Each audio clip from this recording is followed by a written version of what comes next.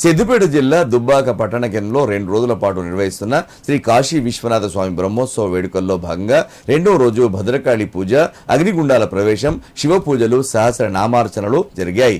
అంతకు ముందు పట్టణ పురవీధుల గుండా రథోత్సవంలో భాగంగా ఉదయం ఆలయం నుంచి పార్వతీ సమేత కాశీ విశ్వనాథ స్వామి విగ్రహాలతో కూడిన రథాన్ని ప్రధాన రహదారుల గుండా హనుమాన్ మాలాధారణ భక్తులు ప్రజలతో కలిసి శోభాయాత్ర నిర్వహించారు. పట్టణ ప్రజలు ప్రతి ఇంటి నుంచి మంగళహారతులతో స్వామివారికి ఆహ్వానం పలుకుతూ ప్రత్యేక పూజలు నిర్వహించి కొబ్బరికాయలు కొట్టి తీర్థ ప్రసాదాలను స్వీకరించారు. చిన్నారులు, పెద్దలు పోటీపడి స్వామివారి రథాన్ని లాగారు.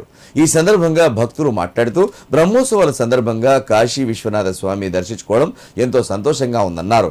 ఆ స్వామివారి కృపతో ప్రజలంతా సుఖ సంతోషాలతో అష్ట ఐశ్వర్యాలతో ఉండాలని, రైతులకు పాడి పంటలు బాగా పండి అందరూ బాగుండాలని కోరుకున్నట్లు తెలియజేశారు.